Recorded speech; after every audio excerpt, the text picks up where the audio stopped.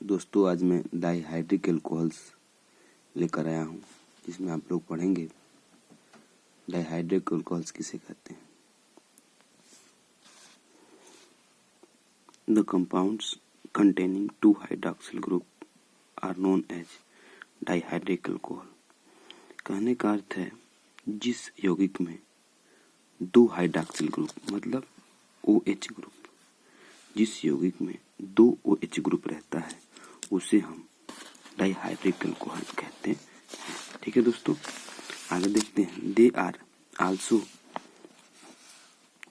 Known as glycol, उसे हम glycol भी कहते हैं। Greek word glykys means sweet होता है, स्वीट माने मीठा, मतलब ग्लाइकोल मीन्स होता है मीठा, because they are sweet in taste. Glycol जो होता है, ग्लाइकोल का जो स्वाद होता है वो मीठा होता है।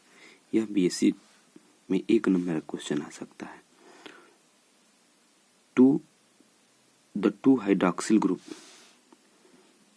of dihydric alcohol must be attached to different carbon atoms because the compounds having 2 hydroxyl group and the same number atom gem dials are usually unstable। देखिए दोस्तों, इस लाइन का अर्थ मैं बताता हूँ। यह लाइन यह कहना चाहता है कि जैसे 2 कार्बन पर 2 OH ग्रुप रहता है तो वो अच्छा होता है, लेकिन अगर एक ही कार्बन पे 2 OH ग्रुप लगा दे तो इसे जेम डायल बोलते हैं। क्या बोलते हैं? जेम डायल्स, इसे बोलते हैं जेम डायल्स। और यह जो होता है अनस्टेबल होता है। ठीक है, अनस्टेबल होता है।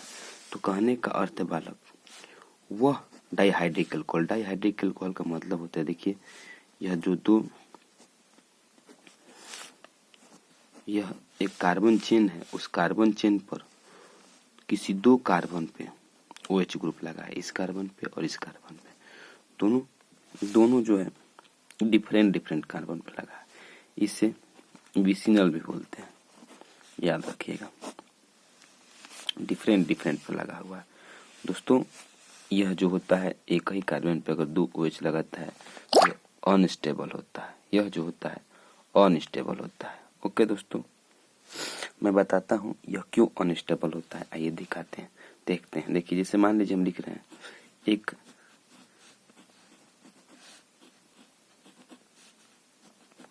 R', यहाँ पर क्या होता है बालक, यहाँ पर जो होता है दे अंडरगो स्पॉन्टेनियस डिहाइड्रेशन। ये ऑटोमेटिक डिहाइड्रेशन होता है, मतलब ऑटोमेटिक H2O निकल जाता है, इसी कारण जो है ऐसा होता है। देखिए इसका H एक निकलेगा और OH निकलेगा, तो बचेगा क्या बालक, देखते हैं।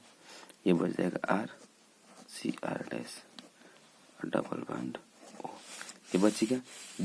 इसी कारण जो होता है एक H पर जो है 2 होता है OH ग्रुप, एक C पर 2 OH ग्रुप लगा होता है, इसे जेम डायल्स बोलते हैं, और जो कि काफी अनस्टेबल होता है। कोई दिक्कत नहीं होनी चाहिए बच्चों। आगे देखते हैं। देखिए बच्चों, gem diols are stable, gem diols stable भी होते हैं। कैसे? Presence of strong -I group, I group -I group में इंडक्टिव इफेक्ट होता है, वो दिखाएंगे कि कौन सा होता है -I group. An alpha carbon atom holds the both hydroxyl group tightly on the same carbon atom. Intermolecular hydrogen bonding stabilize gem diol. देखिए उनके बीच जो इंटरमॉलिक्यूलर हाइड्रोजन बॉन्डिंग बनेगा ना, तो जेम डायल्स को स्टेबलाइज करता है।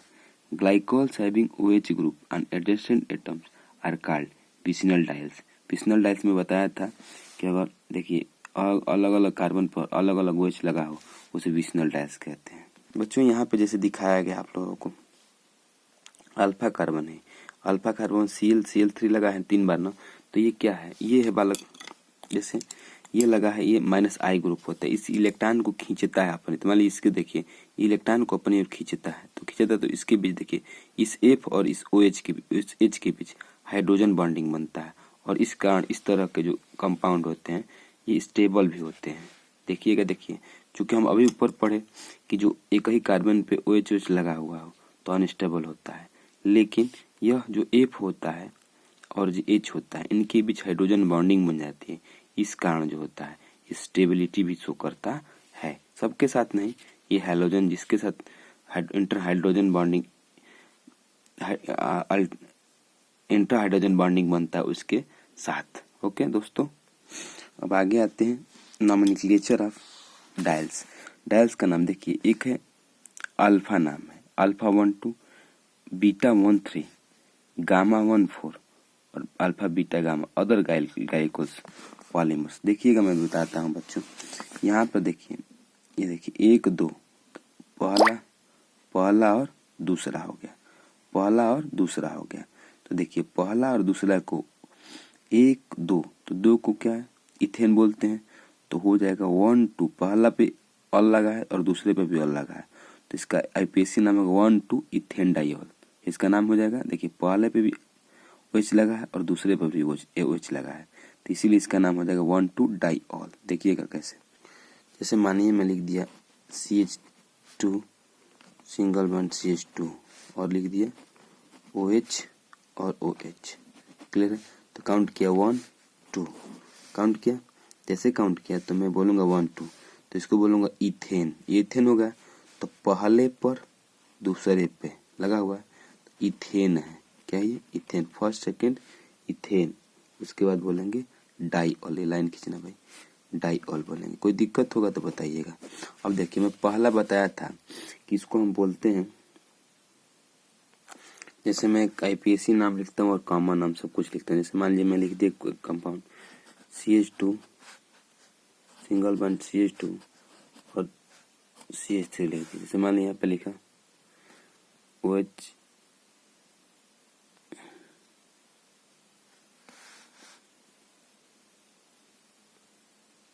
जैसे मान लीजिए यहाँ पे मैं OH लगा दिया और यहाँ पे OH लगा दिया, तो इसका नाम क्या हो जाएगा 1 2 3, तो क्या हो जाएगा नाम इसका भाई 1 2 2 प्रोपेन डाइऑल हो जाएगा। देखिए पहले पे भी OH लगा है, दूसरे पे भी लगा है, टोटल कितना है 1 2 3। तो देखिए ऑल किसके साथ लगता है, वो जो एल्केन का नाम लिखते हैं उसके साथ और लास्ट में ऑल जोड़ते हैं, तो ऑल कितना है 2 है, तो इसीलिए प्रोपेन और डाइऑल लास्ट में लिखा है, कोई दिक्कत नहीं है। ऑल कितना है 2 है, तो 1 2 प्रोपेन डाइऑल। देखिए पहला और दूसरा मैं बताया था कि एक नॉमेनक्लेचर नाम लिखने के लिए देखिएगा अल्फा 1 2 और उसके बाद अगर वो पहला और दूसरे पर लगा हुआ है तो उसको अल्फा बोलते हैं, ठीक है। बीटा 1 3, पहला और तीसरे पे लगा तो उसको बीटा बोलते हैं, क्या OH लगा है पहला स्थान पे और दूसरे स्थान पे लगा हुआ है, इसीलिए इसको बोलते हैं, इसको हम नाम लिख देंगे अल्फा, कॉमन है अल्फा प्रोपिलीन, क्या लेंगे प्रोपीलीन, क्या बोलेंगे अल्फा प्रोपीलीन ग्लाइकॉल, कोई दिक्कत नहीं आनी चाहिए, ठीक है। उसी तरह बीटा हो गया, अगर गामा लिखना है तो पहला और चौथे स्थान पर OH लगा है तो इसे गामा, आगे भी डेल्टा बोलते हैं, ओमेगा वगैरह बोलते हैं, तो ऐसे नामकरण लिखते रहते हैं, ठीक है। तो जनरली हम लिखते हैं, जैसे मान लीजिए कि एक दो और क्वेश्चन कर दे, जैसे मान लीजिए हम लिख दिए एक क्वेश्चन लिख दिए, बताइएगा थोड़ा सा, मैं लिख दिया CH2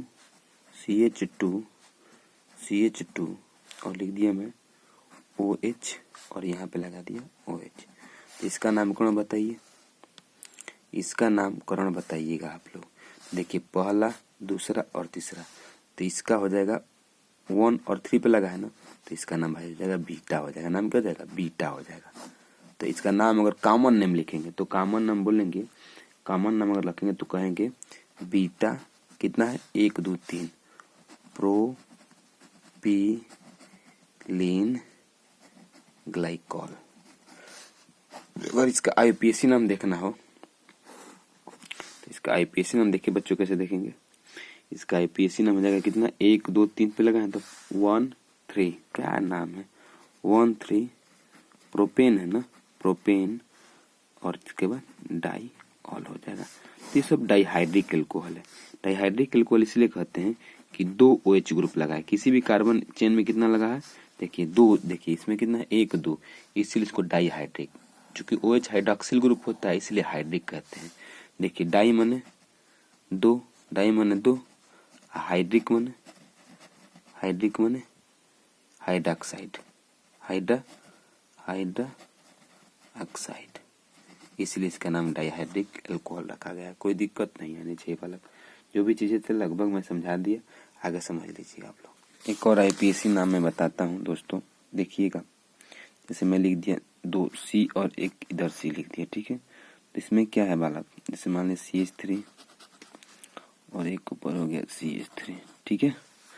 इधर लिख दिए CH3 और इधर लिख दिए CH3, क्लियर है। इधर लगा दिया OH।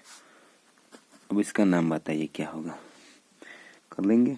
देखिएगा मैं बताता हूँ, 1 2 3 4 दिख रहे हैं।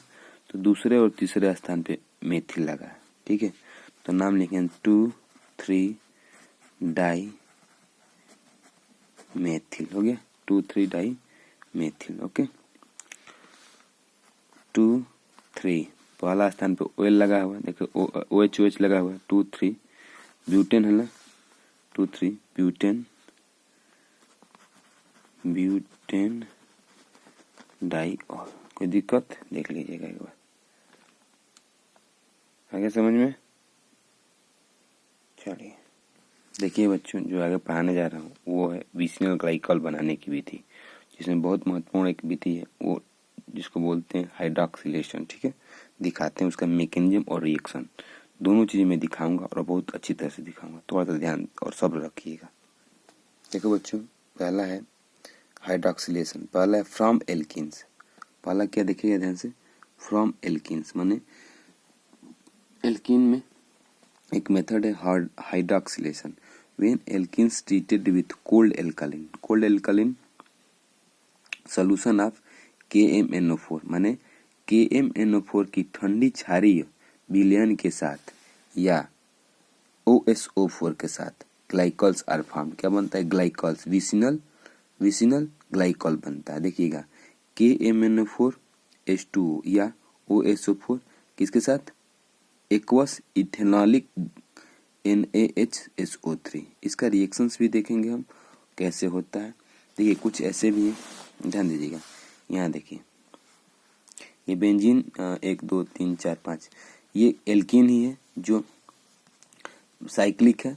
तो KMnO4 OS4 की उपस्थिति में किया गया है और ये आपको देखिएगा ये मिला, ठीक है। सीस है, ये सीस मिलता है। क्या मिलता है, सीस मिलता है, मैंने कई तरफ सीस 1 2 साइक्लोपेंटीन डाइऑल होगा, पेंटेन डाइऑल होगा। देखिएगा साइक्लोपेंटेन डाइऑल होगा। देखिए ये देखिए, पहले क्या करेंगे, alkene is first converted into the oxide. यह क्रिया क्या करता है कि पहले जो है एल्कीन किसमें कन्वर्ट होता है, ऑक्साइड में, एपॉक्साइड जिसे बोलते हैं। क्या बोलते हैं, एपॉक्साइड। देखिए एल्कीन हुआ, ऑक्सीजन से क्रिया किया, Ag को Ag2O, सॉरी इस ये लिखा है ना जो Ag2O होता है, Ag2O, और ये होता है पर एसिड RCOOH क्रिया करके, और ये बनता है एपॉक्साइड्स, और एपॉक्साइड H2O से क्रिया करके फिर आगे बनता है। आगे इसका मैकेनिज्म देखना है कैसे होता है। पहले हम इसका फॉर्म देखेंगे कि एल्कीन से एपॉक्साइड कैसे बनता है इजी वे, उसके बाद हम आगे की रिएक्शन देखें जो इम्पोर्टेंट है। दोस्तों आज मैं देखूंगा hydroxylation, addition of 2 hydroxyl group OH। Hydroxylation में क्या होता है, 2 OH ग्रुप का एडिशन होता है, ठीक है। दूसरा mild oxidising agent like 1% alkaline KMnO4 solution, Baeyer reagent भी बोलते हैं इसको। क्या बोलते हैं बालक, बेयर रिएजेंट, ठीक है। विसिनल डायल्स प्रोडक्ट CCOH अलग अलग कार्बन पे लगा हुआ है। ये pink colour of KMnO4 is discharge. Pink colour जो होता है डिस्चार्ज करता है, कलर चेंज करता है, डिस्चार्ज का मतलब होता है। Test for presence of unsaturation, ये टेस्ट है, किसका टेस्ट है, अनसैचुरेशन का टेस्ट है। रिएक्शन देखिए, रिएक्शन में देखिए एल्कीन है 3 मॉलिक्यूल, KMnO4 का 2 मॉलिक्यूल और 4 मॉलिक्यूल H2O का। इसका रिएक्शन में लिखते हैं 324। क्या बोलते हैं, 324। देखिए 3 2 4 है 324 और प्राप्त होता है 322। देखिएगा 3 एल्थिलीन ग्लाइकॉल प्राप्त होता है और 2 MnO2 प्राप्त होता है और 2 KOH प्राप्त होता है। ठीक है, इसको बोलते हैं, क्या बोलते हैं, 324 से 322 प्राप्त होता है। क्या मतलब ट्रिक अच्छा है। आगे हम देखते हैं दोस्तों मैकेनिज्म इसकी। मैकेनिज्म पहले क्या होता है, शुरू देखिएगा बच्चों, पहले KMnO4 चूंकि एल्कालिन सोल्यूशन है तो टूटता है K प्लस MnO4 माइनस में। तो देखिएगा मेरे पास ये हो गया आपके पास एल्कीन, और देखिए MnO4 माइनस। MnO4 माइनस में क्या होता है कि 3 जो होता है डबल बॉन्ड होता है, 2 2 4 2 6 एक साथ हो गया। तो ये जो होता है जब बहुत ज्यादा स्ट्रेन हो जाता है, आपस में रिएक्शन करता है, पास में आता है, तो रिएक्शन तो शुरू होता होगा कैसे भी। तो एक हम अच्छा वे ढूंढते हैं शुरू कैसे होगा। तो पहला शुरू हुआ कि ये जो इलेक्ट्रॉन गया इस खींच लिया कार्बन, ठीक है। तो जैसे इस पे पॉजिटिव निगेटिव चार्ज आया तो इसका जो है इलेक्ट्रॉन है, इस ये बॉन्ड जो है ये अपनी ओर खींचा। जैसे ही खींचेगा तो ये इलेक्ट्रॉन डेंसिटी बहुत अधिक हो जाएगी, तो टूट करके ये बॉन्ड इस पे आ जाएगा माइनस रूप में। देखिएगा ध्यान से मैं जो बोल रहा हूँ। तो मैं बच्चों को कहना चाहता हूँ, मैं आपसे बताना चाहता हूँ कि देखिएगा जैसे ये लेगा तो इस पे माइनस आ जाएगा, ध्यान दीजिएगा, इस ऑक्सीजन पे माइनस आ जाएगा, और दिया है तो इस पे प्लस आ जाएगा। ठीक है, ध्यान दीजिएगा। और ये जो ऑक्सीजन लिया है तो इस पे तो माइनस आएगा ना, और ये जो दिया हुआ है, ये जो दिया हुआ तो इस पे प्लस आ जाएगा। तो देखिए इस कार्बन के और ऑक्सीजन के बीच बॉन्ड बन जाएगा, और इस कार्बन और इस ऑक्सीजन के बीच बॉन्ड बन जाएगा। तो ये देखिए बॉन्ड बन गया, बॉन्ड बना। ये जैसे बॉन्ड बना तो ये आपस में जैसे बॉन्ड बनेगा बालक, तो ये क्या करेगा आप समझ सकते हैं आप लोग। अब ये जल है, ये जल है, जल में क्या करेगा H प्लस और OH माइनस। तो देखिएगा ये जो है 2 H जुटेगा, एक H यहाँ के लिए और एक H प्लस यहाँ के लिए, चाहिए ना। तो वैसे 2 OH माइनस निकलेगा यहाँ पे, क्लियर है, 2 H माइनस निकलेगा यहाँ पे। तो ये 2 H माइनस और एक H प्लस, तो H प्लस टूट जाएगा, टूटेगा तो MnO2 मिलेगा, और देखिएगा CH2OH मिला एक, और CH2OH मिला। देखिए ये CH2 हो गया, ये CH2 हो गया, और इसके साथ H प्लस आयन ये वाला, चूंकि 2 मालिक्यूल इसका ले लेंगे, इसके कितने मालिक्यूल लेंगे, 2 मालिक्यूल लेंगे, और H प्लस आयन इसके साथ जुटेगा। तो देखिए CH2OH। अब इसका बच्चा OH minus ion, 2 OH minus ion बच रहा है जो, वह क्या करेगा K के साथ दुगो बना देगा। जब ये दुगो K हो जाएगा तो ये भी तो दुगो हो जाएगा, ये भी तो दुगो हो जाएगा। जब ये दुगो हो जाएगा तो दुगो MnO2 हो जाएगा, MnO4 आ जाएगा। तो देखिएगा वैसे यहाँ पे आएंगे, तो जैसे ये 2 हुआ, ये 2 हुआ, जब ये 2 हुआ, ये 2 हुआ, फिर ये भी 2 हुआ, तो वैसे ही कितना मालिक्यूल हो गया, 2 2 4 हो गया, तो ये भी 4 हो जाएगा, और ये 3 हो जाएगा, तो ये 3 हो जाएगा। कोई दिक्कत नहीं होनी चाहिए, समझ जाएंगे, रिएक्शन समझ जाएंगे आप लोग, कोई समस्या नहीं आएगी। ठीक है, ये मैकेनिज्म समझाना था, मैंने समझा दिया। क्योंकि देखिए जैसे ये 4 होगा तो 2 हो जाएगा, ये तो 2 होगा, तो ये भी 2 होगा, और ये भी सब 2 2 2 हो गए, तो 2 हो गए, तो बस ये 2 हुआ। ठीक है, फिर ये 2 हुआ, फिर ये 2 हुआ, तो अब समझ सकते हैं आप लोग। तो 2 2 दूनी के 4, 2 दूनी के 4, 4 2 6, 6 6 3 6 3 9 9 3 12। उसी तरह यहाँ ऑक्सीजन बैलेंस करके हाइड्रोजन लिख देंगे, H2O लिख देंगे, और ये लिख देंगे, तो समस्या सॉल्व हो जाएगी। तो ये आपका हो गया, ये आपका मिल गया हाइड्रॉक्सिलेशन से क्या मिला हमारे पास, विसिनल ग्लाइकॉल मिल गया। कोई दिक्कत नहीं आनी चाहिए, देख लीजिएगा एकदम आसानी तरीका है और आप समझ सकते हैं। तो एकदम आसानी से तरीका, अगर देखिएगा कैसे हो जाएगा। मान लीजिए CH, चलिए ज़्यादा नहीं बताएंगे, कुछ कन्फ्यूजन हो जाएगा, कम ठीक रहेगा, सॉलिड चीज़ें सही रहेगी। अब आगे आते हैं, हम देखते हैं बालक, एपॉक्साइड से बनता है। देखिएगा एपॉक्साइड से कैसे बनता है एथिलीन ग्लाइकॉल। तो पहले हम देख लेते हैं एक बार थोड़ी सी झलक, एपॉक्साइड बनता कैसे। देखिएगा ये पर एसिटिक होता है, देखिएगा CH3 COO और OH होता है, पर एसिटिक इसको बोलते हैं। तो ये एल्कीन का स्ट्रक्चर होगा, जैसे पीछे एग्जाम्पल में दिखाया था मैं। तो पर एसिटिक में देख लीजिएगा PBA भी बोलते हैं। तो पर एसिटिक एसिड में ऐसा काम होता है, जो एपॉक्साइड नीड्स ऑक्सीडेशन एजेंट, तो दिस इज ऑक्सीडेशन रिएक्शन। देखिएगा जैसे मान लीजिए हमारे पास एपॉक्साइड हो गया, तो एपॉक्साइड हो गया, तो यहाँ चूंकि ये इलेक्ट्रॉन खींचने वाला तो 2 2 ऑक्सीजन होता है, तो दो ऑक्सीजन होता है, देखिएगा इलेक्ट्रॉन अपनी ओर खींचेगा, दिख रहा है ना, ये डबल बॉन्डेड होता है, तो डबल बॉन्डेड वाला इलेक्ट्रॉन होता है अपनी ओर खींचता है, तो ये खींच लिया अपनी ओर, तो ये डबल बॉन्ड हो गया और ये सिंगल बॉन्ड हो गया, तो ये प्लस, चूंकि ये पॉजिटिव हो जाएगा और ये अपनी इलेक्ट्रॉन खींचेगा, जैसे कुछ अगर टूटेगा तो जुटने का प्रयास करेगा, कुछ ऐसे ही एपॉक्साइड बनते हैं। देखिए ये H जो है इसके साथ टूट के ये ऐसे हो जाता है, ये बॉन्ड टूट के, ये जो बॉन्ड टूटता है तो ऐसे हो जाता है, ठीक है, और इससे O जुड़ता है और ये जुड़ता है और फिर टूटता है और OH निकलता है। ये एपॉक्साइडेशन का थोड़ा सा क्लियर स्ट्रक्चर मैंने समझाया क्योंकि जरूरत नहीं है हमें, फिलहाल ये रिएक्शन में 1 नंबर में नहीं पूछा जाएगा, जो पूछा जाएगा उस पर हम कंसंट्रेट करते हैं, ठीक है। ये आपको दिखा दिया कि एपॉक्साइडेशन होता कैसे, पर एसिटिक के प्रेजेंस में होता है। मैकेनिज्म जो पढ़ाना है उसको मैं ध्यान देता हूँ, आइए देखते हैं। देखिएगा बच्चों, मैं जो पढ़ाने जा रहा हूँ बच्चों, ये एल्कीन है और ये ऑक्सीजन है, Ag2O और ऑक्सीजन क्रिया, तो एथिलीन ऑक्साइड, जिसे एथिलीन एपॉक्साइड बोलते हैं, बना दिया। वैसे देखिएगा ये प्रोपिलीन हो गया और ये ऑक्सीजन हो गया, आपस में क्रिया किया तो ये प्रोपिलीन ऑक्साइड बनाया। इसका मैकेनिज्म देखते हैं बालक, मैकेनिज्म में क्या करता है ये, मैकेनिज्म कुछ खास नहीं करता है। देखिएगा, देखिए ये हो गया आपका एपॉक्साइड और ये हो गया H+ आयन, चूंकि रिएक्शन जो होता है एसिड में होता है, तो ये अटैक किया, इसके साथ बॉन्ड बनाया, देखते हैं OH बॉन्ड बनाया। OH बॉन्ड तो जल की मात्रा होती है, तो ये आप अपनी ओर खींच लेता है, चूंकि होता क्या, तो इसको इस बॉन्ड को अपनी ओर खींचेगा तो इस बॉन्ड को अपनी ओर खींचेगा, क्योंकि H+ आयन है तो सहता नहीं है बहुत देर तक, तो इस बॉन्ड को क्या करेगा, तोड़ेगा तो इसकी इलेक्ट्रॉन को अपनी ओर खींच लेगा, तो खींचेगा तो ये ऐसे हो जाएगा और OH जो है इससे अटैच हो जाएगा, OH2 अटैच हो जाएगा।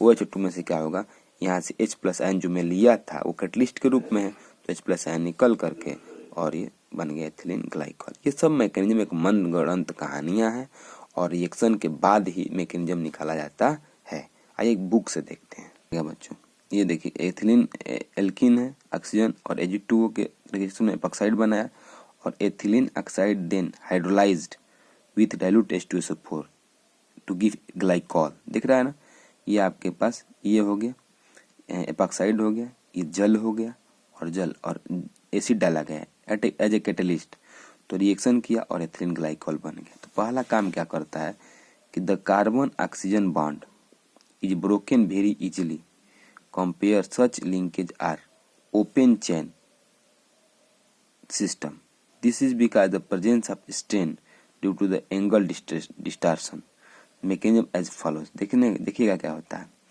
बहुत ज्यादा भीड़ हो जाती है, the carbon oxygen bond is broken, देखिए ये कार्बन और ऑक्सीजन बॉन्ड टूटता है वेरी इजीली, बहुत आसानी से, as compare to such linkage of open chain. अब सोचिए